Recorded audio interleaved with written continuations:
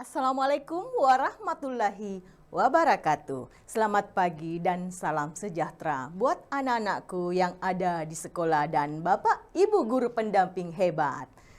Salam Smart School, berkarakter, cerdas Ki.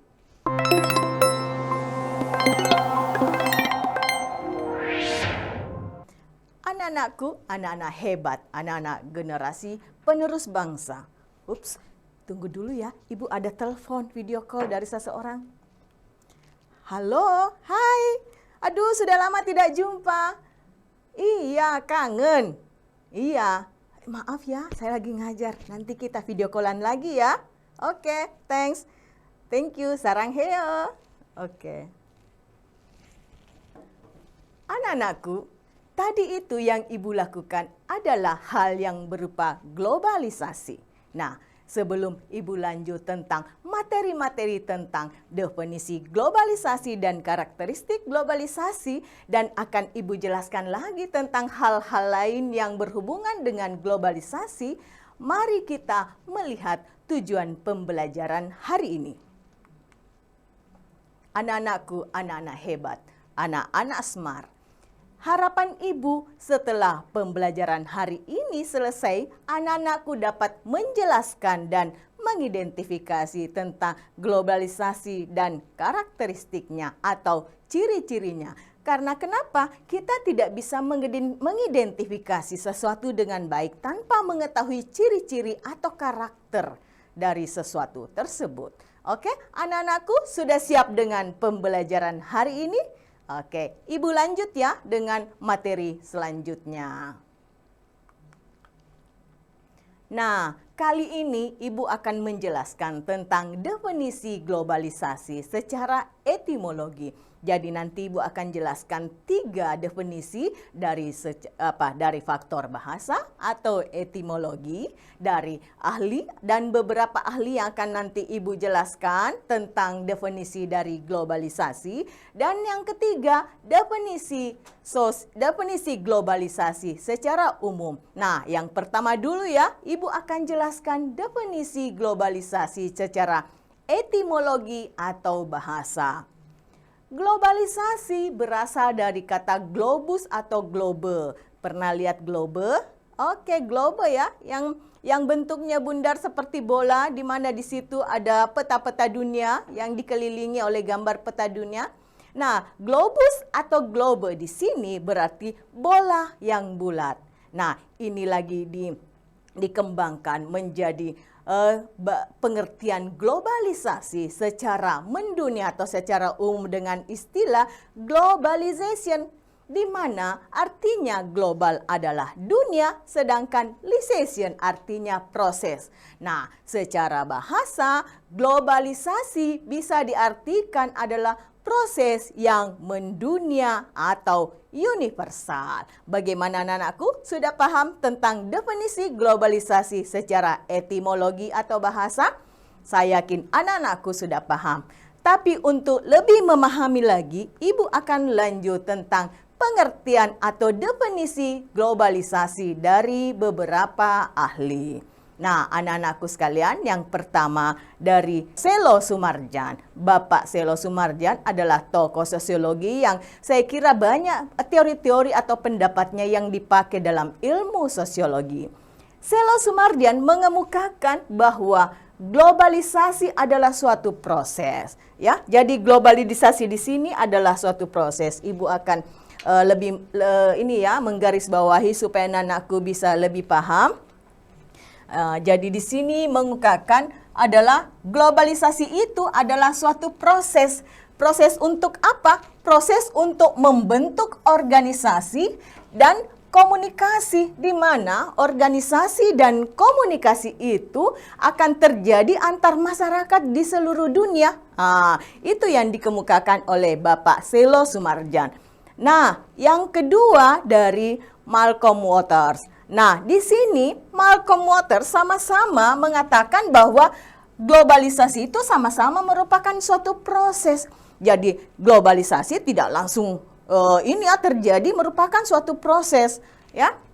Di mana akibatnya pembatasan geografis. Jadi Malcolm Waters lebih menekankan kepada pembatasan geografis, di mana pembatasan geografis ini terhadap sosial budaya menjadi kurang penting. Maksudnya menjadi kurang penting, tidak ada sekat lagi. Jadi tidak ada lagi batasan geografi antar negara satu dengan negara lain, ya, yang terjelma dalam kesadaran orang. Jadi secara sadar orang menyadari bahwa oh ternyata globalisasi itu membuat tidak ada lagi batasan yang terjadi antar negara atau antar masyarakat. Itu menurut Malcolm Waters. Nah, yang ketiga menurut Anthony Giddens ya. Menurut Anthony Giddens, yang mungkin banyak teori-teori globalisasi yang dikemukakan oleh Anthony Giddens, globalisasi adalah intensifikasi. Ya, jadi globalisasi itu dilakukan secara intens ya, selalu dan secara terus-menerus dengan percepatan. Jadi dengan intensnya ini menyebabkan adanya percepatan hubungan sosial ya, di seluruh dunia atau secara mendunia. Jadi ingat ya, kata kunci dari globalisasi itu terjadi secara mendunia atau dalam masyarakat dunia yang mengaitkan. Ya, ini di mana dikaitkan kejadian di lokasi satu dengan lokasi yang lain dengan perubahan pola perilaku yang terjadi. Bagaimana anak-anakku sekalian?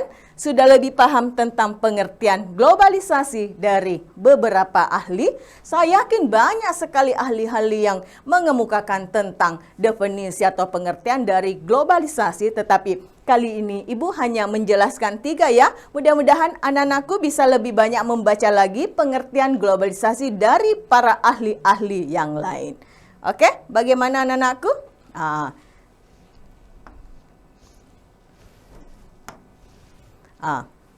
Ibu lanjut ya dengan pengertian globalisasi secara umum. Nah, tadi sudah 2 definisi globalisasi secara bahasa dan dari beberapa ahli. Yang ketiga ini adalah definisi globalisasi secara umum. Ya, jadi kita merangkai dari pengertian globalisasi secara bahasa, kemudian globalisasi dari beberapa ahli. Nah, kita sekarang belajar tentang definisi globalisasi secara umum. Nah, ketika berbicara tentang globalisasi, yang pengertian secara umum adalah, ya, Ibu jelaskan dulu ya. Nah, di sini kata globalisasi adalah satu kesatuan, ya. Jadi tidak bisa dipisahkan.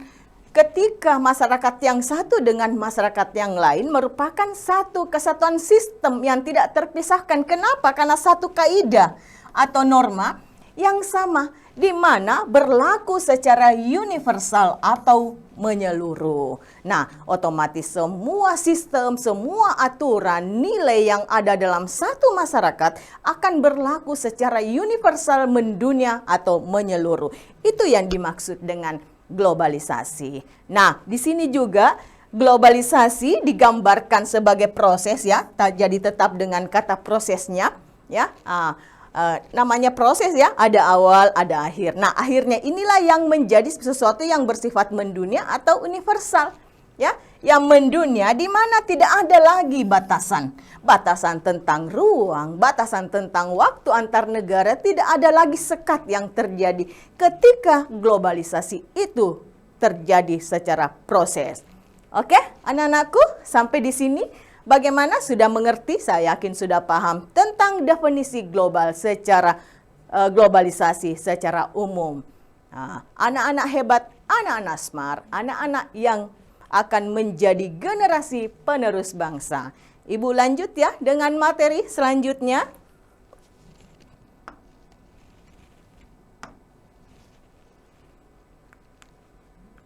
Nah, supaya kalian bisa lebih kenal lagi dengan globalisasi, Ibu akan memberikan istilah-istilah yang mungkin identik atau sama cirinya dengan globalisasi. Nah, di sini Ibu akan menjelaskan 4 istilah ya, yang sama dengan identik dengan istilah globalisasi. Nah, yang pertama adalah internasionalisasi. Internasionalisasi di sini adalah hubungan antar negara dengan ciri meluasnya arus perdagangan dengan pasar bebas dan penanaman modal secara perusahaan multinasional. Itu yang dimaksud dengan internasionalisasi. Nah, yang kedua adalah liberalisasi. Liberal ya, kebebasan. Ketika ada pencabutan pembatasan pemerintah untuk membuka ekonomi tanpa pagar. Jadi adanya pasar bebas di sini ya. Dalam hambatan perdagangan, pembatasan keluar masuk mata uang, kendali visa dan izin masuk suatu negara. Tidak ada lagi sekat atau tidak ada lagi pembatasan-pembatasan. Jadi liberalisasi ini erat hubungannya dengan pasar bebas. Oke? Yang ketiga adalah westernisasi. Nah, kalau berbicara tentang western ya, ini kan istilah yang selalu dikaitkan dengan dunia kebarat-baratan ya. Jadi di sini westernisasi adalah ragam hidup model budaya barat atau Amerika. Ya, oke. Nah, yang terakhir adalah deteritorialisasi, adalah perubahan-perubahan secara geografis. Ya, jadi namanya saja teritorial ya, perubahan secara geografis sehingga ruang sosial dan pembatasan tempat dan jarak, perubahan tanpa sekat. Saya kira ini semua yang saya kemukakan mulai dari internasionalisasi, liberalisasi, westernisasi, dan deteritorialisasi sangat erat hubungannya dan atau bisa diidentikan dengan pengertian globalisasi. Bagaimana? Sudah bertambah lagi pemahaman anak-anakku tentang identifikasi dari globalisasi? Nah, sampai di sini saya kira anak-anakku sudah bisa lebih memahami apa sebenarnya itu yang dimaksud dengan globalisasi. Oke, Ibu lanjut ya. Anak-anak hebat, anak-anak smart. Nah, materi selanjutnya setelah kita mempelajari tentang definisi dari globalisasi, sekarang kita masuk di karakteristik dari globalisasi. Berbicara tentang karakter, ya, bersehubungan dengan sifat, sehubungan dengan ciri-ciri. Kenapa kita harus belajar tentang karakteristik globalisasi? Supaya anak-anakku lebih bisa mengidentifikasi, oh ini ya yang dimaksud dengan globalisasi. Anak-anakku masih ingat tadi waktu ibu video callan dengan teman ibu yang ada di Amerika? Itu adalah salah satu bentuk dari globalisasi. Nanti akan Ibu jelaskan lebih lanjut. Oke, nah kita akan belajar tentang karakteristik atau ciri-ciri globalisasi itu. Oke, lanjut ya.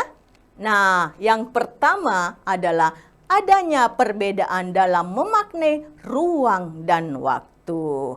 Oke, Ibu jelaskan lagi ya. Oke, ketika berbicara tentang ruang, itu menyangkut dengan tempat. Dan ketika berbicara tentang waktu, itu menyangkut dengan jarak.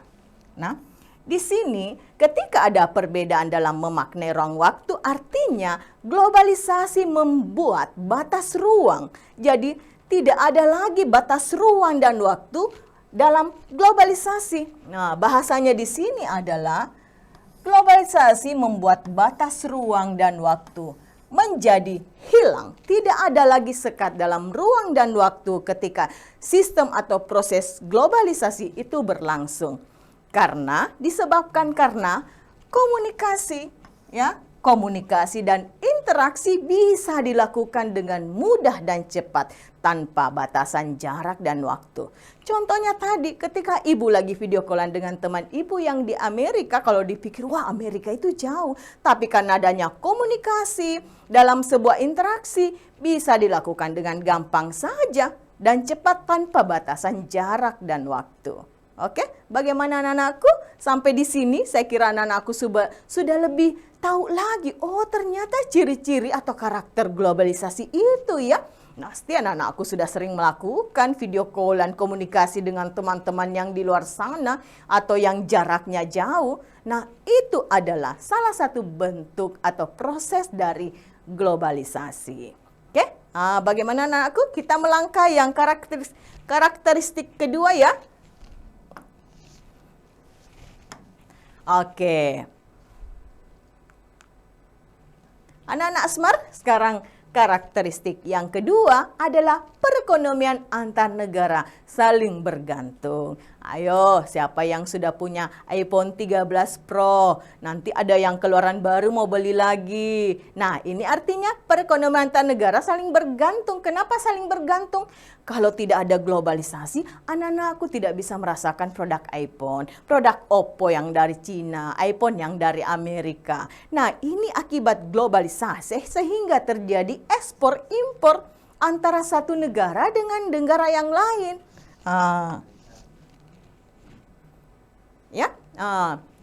Ini yang Ibu maksud, yaitu perekonomian antar negara saling bergantung di sini, di mana ekonomi negara-negara saling bergantung satu sama lain, di mana terjadi ekspor impor, ya. Barang-barang yang dari luar negeri bisa kita rasakan di dalam negeri, ya. Dan secara barang itu sudah mengglobal atau bisa didapatkan di mana saja di berbagai negara, antar negara, ya.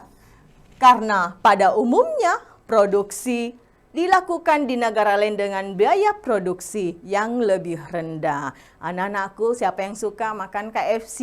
Ayo, pasti KFC kalau kita pergi ke negara-negara pasti akan didapat makanan KFC. Nah, kalau kita mau beli Amerika, berapa sih dana yang harus dikeluarkan tuh mendapatkan makanan KFC itu?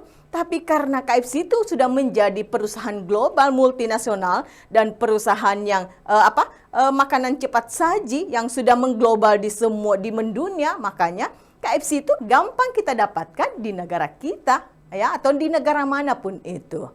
Oke, anak-anakku sudah paham tentang perekonomian antar negara saling bergantung?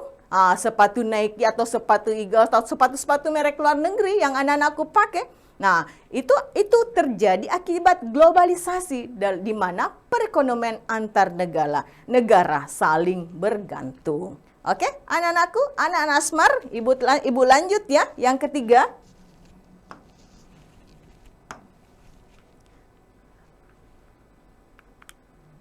nah, yang ketiga di sini adalah pertukaran informasi menjadi lebih cepat. Nah, anak-anakku, kalau berita COVID kemarin kan gampang sekali diakses. Berita dari Cina, berita dari Amerika, atau negara bagian manapun gampang diakses informasinya. Kenapa informasi menjadi lebih cepat? Itu karena globalisasi. Di mana ciri utama globalisasi adanya kemudahan akses informasi. Ya, kejadian-kejadian di suatu negara bisa ditahu lebih cepat di seluruh dunia. Informasi ini sifatnya menyebar dengan mudah dan cepat. Banyak sekali berita-berita yang bisa diakses dari negara-negara maju, dari negara-negara yang mungkin terjadi peperangan, terjadi wabah penyakit, dan banyak masalah-masalah yang bisa kita akses dengan cepat dengan adanya globalisasi, di mana pertukaran informasi menjadi lebih cepat. Oke, untuk karakteristik yang ketiga, anak-anakku saya yakin gampang sekali melihat. Oh, mau cari kapan sih BTS lagi konser? Kapan ya Blackpink lagi konser di Indonesia? Bisa saja dicari informasinya dengan lebih cepat, dengan internet. Oke, dengan YouTube, dengan banyak di Google dan sebagainya. Informasi ini bisa didapatkan dengan lebih cepat akibat dari proses globalisasi. Oke, Ibu lanjut ya. Yang keempat, timbulnya masalah bersama secara global. Ketika ada masalah-masalah yang terjadi secara global atau mendunia, ini juga diakibatkan oleh globalisasi ya. Contohnya mungkin pemanasan global warming ya, di mana ini disebabkan karena banyaknya gedung-gedung pencakar langit atau gedung-gedung yang efek rumah kaca ya. Di sini terjadi masalah secara global atau mendunia. Misalnya kalau terjadi kebakaran hutan di Sumatera atau di Kalimantan, efeknya bisa mengglobal ya, bisa sampai di Malaysia, di Brunei, efeknya itu adalah masalah bersama secara global ya. Umpamanya isu kerusakan lingkungan, isu monopoli sumber daya, ketika harga BBM naik, bukan saja di Indonesia ya, harga BBM itu naik, Anak-anakku harus pahami itu, bahwa globalisasi ini memunculkan atau timbulnya masalah bersama. Maksudnya masalah bersama ini masalah yang terjadi secara global, dirasakan oleh banyak negara, ya, yang menjadi isu global dan dibicarakan secara mendunia.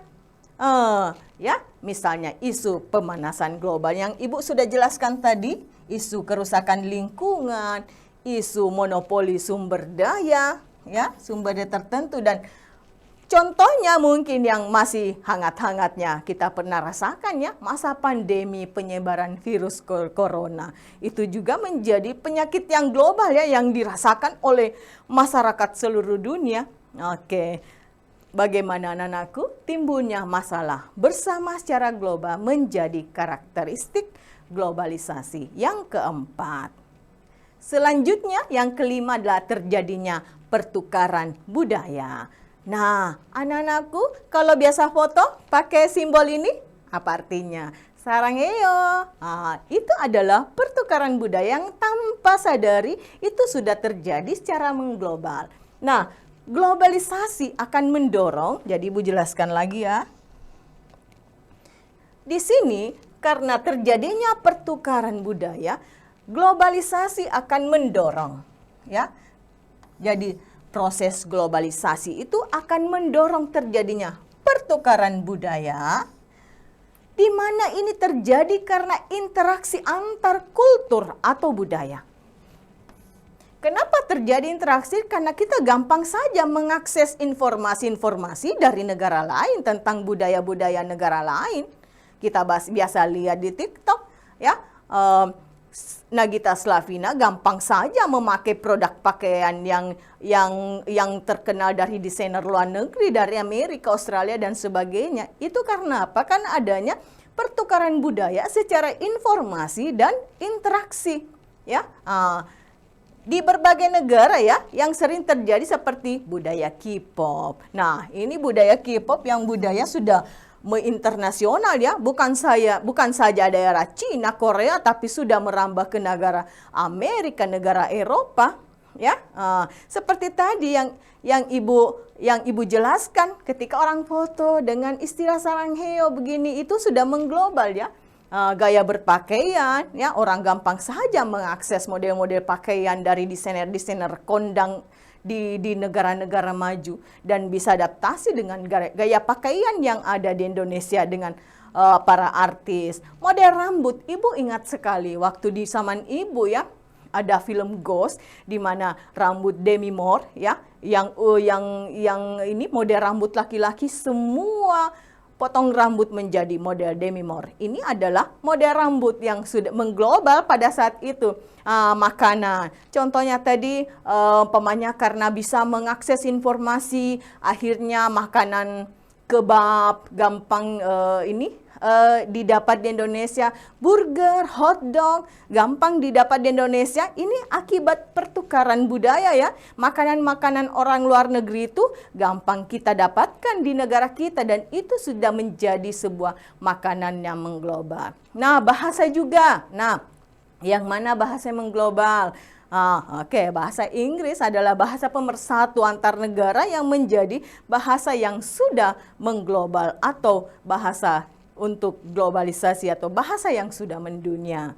Oke, anak-anakku, terjadinya pertukaran budaya, anak-anak smart saya yakin sudah paham tentang karakteristik globalisasi, yaitu terjadinya pertukaran budaya. Oke, Ibu lanjut, ya. Yang keenam, yaitu proses komunikasi menjadi lebih mudah dan luas. Kalau berbicara tentang komunikasi, sekarang era digital, komunikasi lebih canggih, ya, dibanding dulu. Kalau handphone Ibu yang dulu hanya bisa bicara lewat telepon, hanya bisa SMS-an. Nah, seiring modernisasi, jadi ingat, ya, anak-anakku, modernisasi dengan perkembangan teknologi adalah faktor yang sangat mempengaruhi proses globalisasi.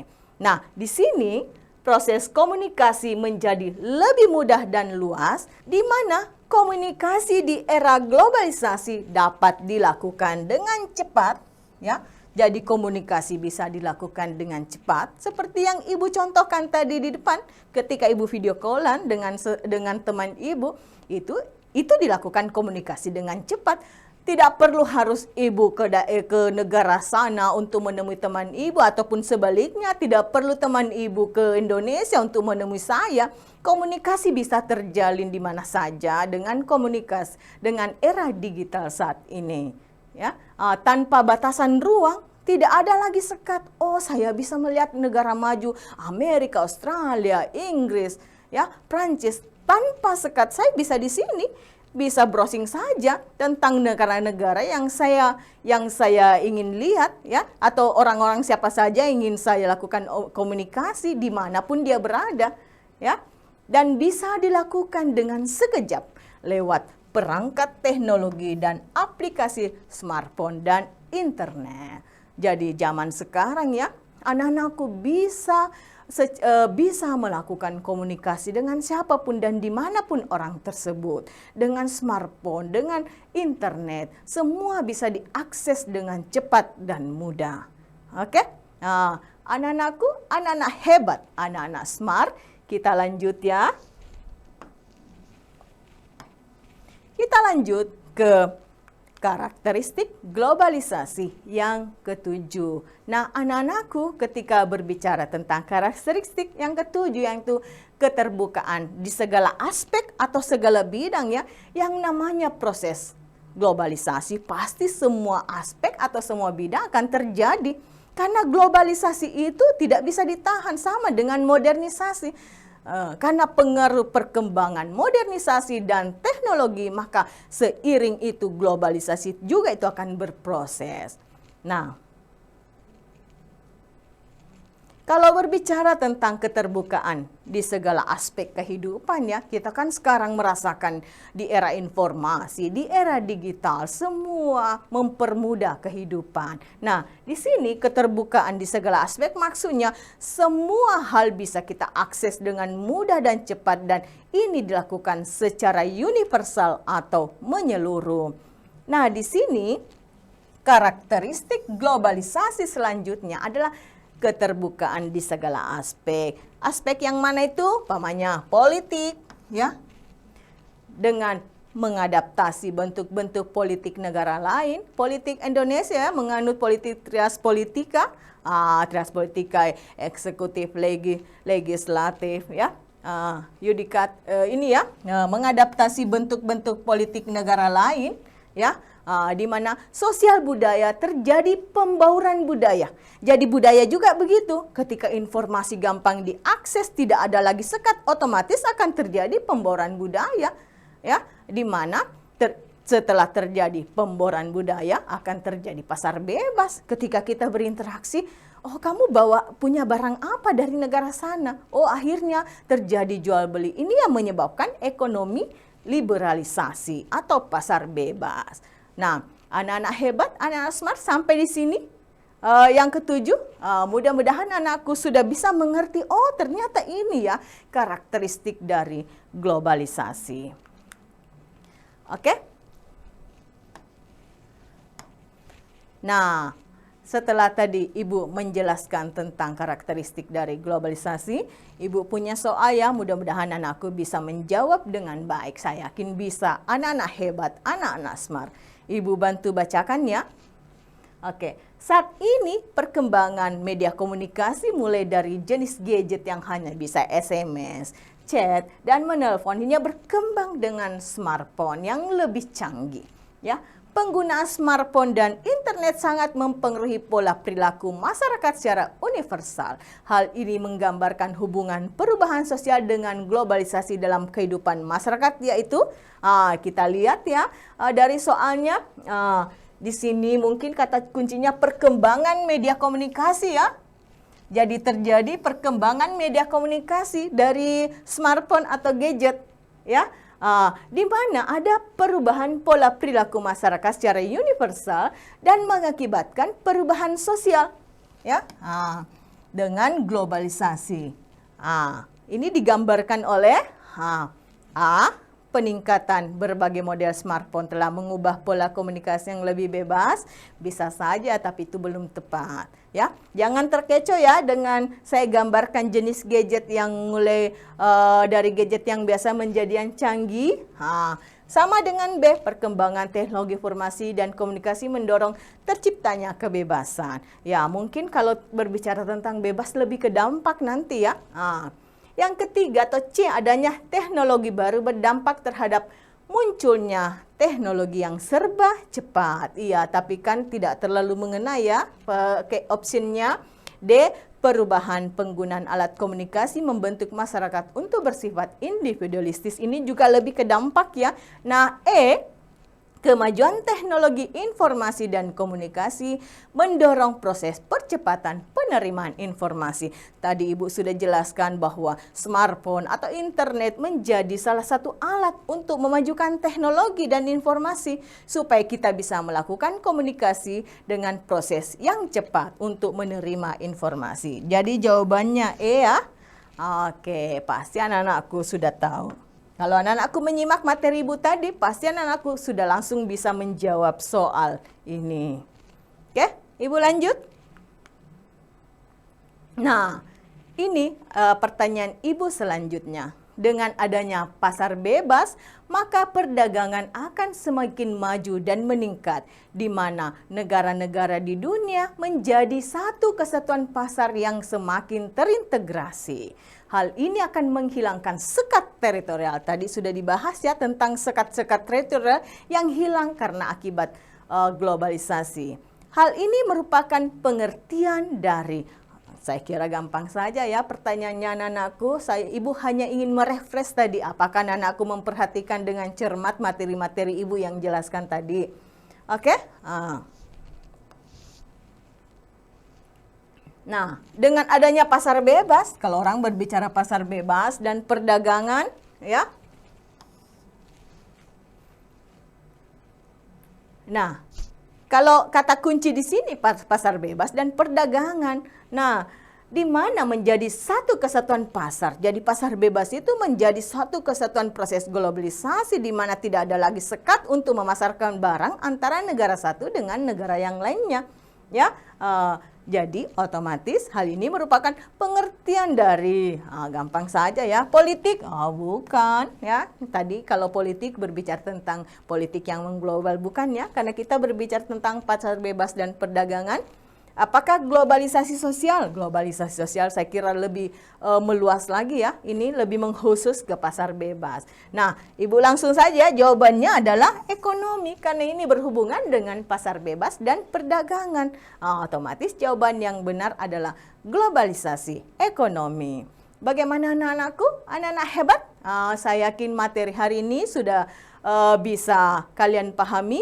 Mudah-mudahan ada berkah dan hikmah, ada hikmah dan berkah untuk pembelajaran hari ini. Oke, anak-anakku sekalian, Ibu lanjut ya. Pasti anak-anakku sudah menyimak dengan baik bahwa tadi Ibu sudah jelaskan berkali-kali tentang perdagangan bebas atau pasar bebas. Nah, otomatis yang namanya globalisasi sama dengan modernisasi ya, pasti ada dampak yang terjadi. Nah, tadi kalau berbicara dampak negatif dari pasar bebas ya, mungkin saja kalau saya ini ya, bahwa kalau berbicara tentang dampak negatif dari pasar bebas, kalau ada negara yang merasakan bahwa pasar bebas itu kayaknya kan memberikan efek negatif ya buat negara kita. Nah, di sini saya jelaskan bahwa apapun itu kondisinya, globalisasi itu tidak bisa dihentikan. Nah, dan ketika kita tidak bisa bersaing di pasar bebas, otomatis kita akan mengalami ketertinggalan. Nah, di sini peran pemerintah untuk memberikan kebijakan-kebijakan supaya dampak negatif dari pasar bebas ini bisa diminimalkan. Kalau perlu dampak negatifnya dihilangkan, kemudian memberikan dampak positif. Nah, itu mungkin. Nah, yang kedua, dampak negatif pemerintah bisa membuka kebijakan di mana perusahaan-perusahaan multinasional untuk menanamkan modal di negaranya. Ya, supaya income dari suatu negara itu bisa berkembang dan bisa seiring dengan negara-negara maju yang sudah melakukan pasar bebas secara mengglobal. Oke? Mudah-mudahan bisa paham ya nak. Oke, anak hebat, anak smart. Ya, apa keuntungan dari negara yang menanamkan modal? Otomatis biasa yang terjadi dalam sebuah perdagangan ya secara internasional, negara-negara yang sudah maju seperti Amerika, Inggris atau negara-negara yang maju lainnya adalah salah satu negara penanam modal terbanyak dalam hal perdagangan bebas atau perdagangan internasional. Nah, pasti keuntungannya dia mendapatkan lisensi dari perusahaannya dan lisensi itu dibayar ya. Contohnya tadi yang Ibu contohkan KFC ya. Otomatis ini yang punya KFC itu akan mendapatkan pajak-pajak daripada beberapa cabang-cabang perusahaan multinasional yang dia buat di negara-negara. Itu salah satu keuntungan yang paling nyata, yaitu income yang dia dapat atau negara itu akan bertambah besar income yang dia dapat atau pendapatannya. Itu salah satu keuntungan penanaman modal. Nah, selain itu akan juga mendapatkan keuntungan negara yang dilakukan kerjasama. Itulah tadi salah satu bukti bahwa globalisasi itu memang ada dalam sebuah kerjasama antar negara, yaitu atau ketergantungan antar negara, yaitu antara negara maju dan negara berkembang. Oke?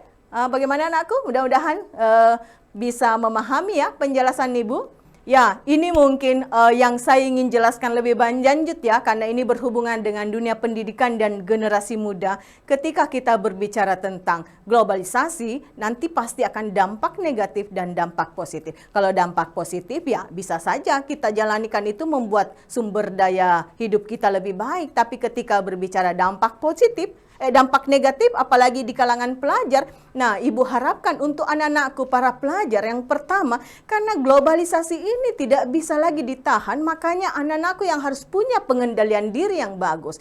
Nah, contohnya anak-anakku harus menyaring budaya-budaya luar yang tidak sesuai dengan budaya-budaya kita supaya hal negatif atau globalisasi yang berdampak negatif ke anak-anakku sebagai pelajar tidak terjadi.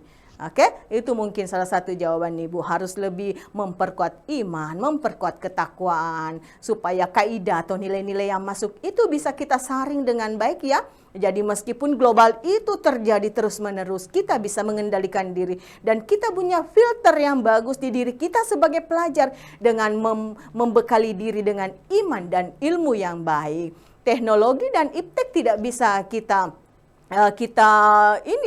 tidak harus adaptasi lagi, tapi dengan adaptasi itu kita harus membentengi diri dengan baik dengan iman, ilmu, dan takwa. Oke, anak-anakku, mudah-mudahan bisa memahami jawaban Ibu ya. Berbicara tentang globalisasi, Ibu sudah jelaskan bahwa globalisasi suatu hal yang tidak bisa dibendung ya, bahkan mulai dari pelosok kota sampai ke daerah-daerah terpencil. Globalisasi itu sangat mudah berproses ya, karena kemajuan informasi. Nah, dampak globalisasi di daerah pedesaan banyak sekali aspek komunikasi. Orang di desa pun punya handphone canggih dan dia bisa mengakses informasi-informasi yang ada di daerah manapun itu, di negara bagian manapun itu, di Amerika, di pedesaan juga bisa diakses. Itu salah satu aspek komunikasi ya. Orang desa juga bisa menikmati globalisasi dengan pergi ke tanah suci yang dulunya mungkin hanya lewat laut ya, yang memakan waktu yang lama. Akhirnya dengan perubahan teknologi, modernisasi secara mengglobal, semua masyarakat bisa merasakan naik pesawat terbang ke tanah suci. Itu mungkin salah satu contoh ya yang Ibu jelaskan. Oke anak-anakku, anak-anak di sekolah, anak-anak hebat, anak-anak generasi penerus bangsa. Oke, sebelum Ibu mengakhiri materi hari ini, Ibu punya kata motivasi buat kalian. A negative mind will never give you a positive life. Anak-anakku semua, pikiran negatif tidak akan pernah memberimu kehidupan yang positif. Makanya selalulah berpikir yang positif. Terima kasih untuk kebersamaan kita hari ini. Saya Ibu Satriani Esos pamit undur. Assalamualaikum warahmatullahi wabarakatuh.